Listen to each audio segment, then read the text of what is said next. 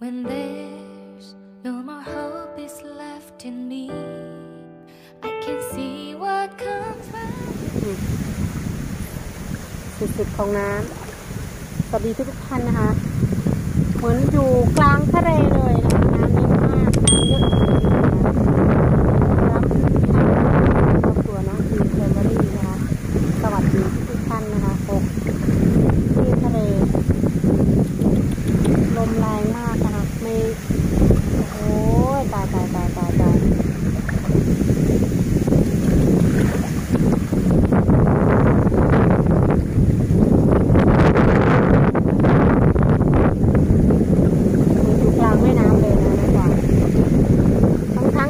งที่เราอยู่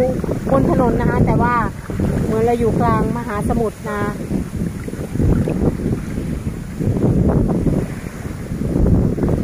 เดี๋ยวจะเดินไปดูบ้านลูกทีเดี๋ยวจะพาเดินไปเรื่อยๆนะสู้ๆกัน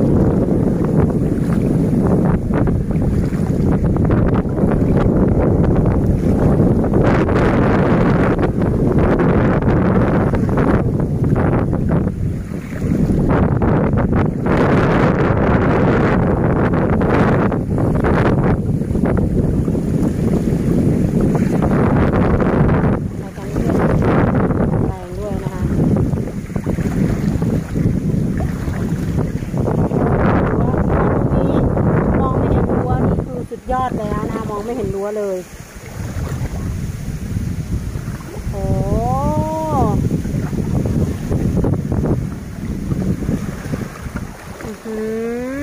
น้ำโอ้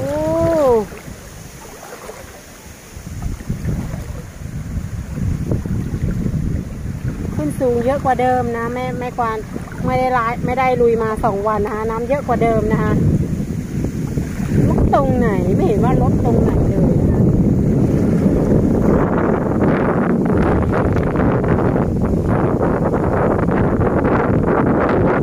ประวัติศาสตร์บันทึกไว้เท่าเอว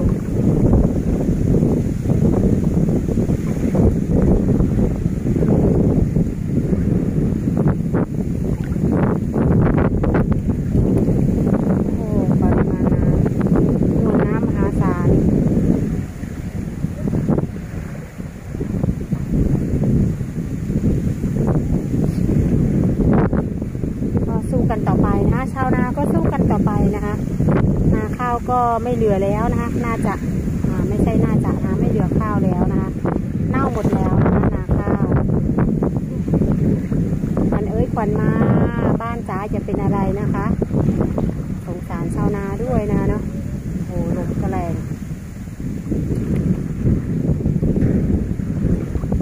นี่ค่ะกลับดีกว่านะคะ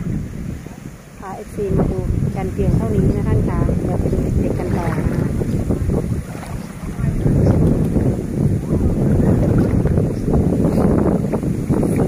ระดับน้ำยังไงนะท่านใดที่ประสบอุทกภัยเหมือนกับครอบครัวของน้องครีนะคะไม่ควรเป็นกำลังใจให้กับทุกๆคนทุกๆท่านเลยนะคะไม่ควรเป็นกำลังใจให้นะคะดูระดับน้ำแม่ดูนี่คือบนถนนสายหมู่บ้านช้างไปสตึกนะคะเป็นอย่างนี้เลยค่ะท่านคะเป็นอย่างนี้เลยนะคะยังก็เดินฝ่าอยู่ในทะเลนะคะในทะเลนะ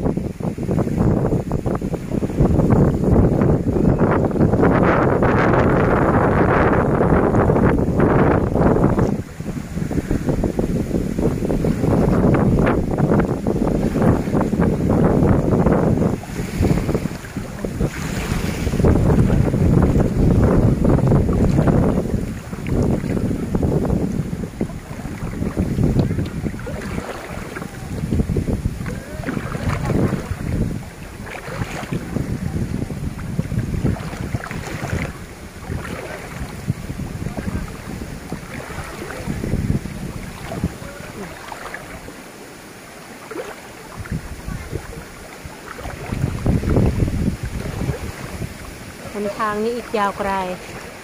สู้กันต่อไปนะคะสู้กันต่อไปนะ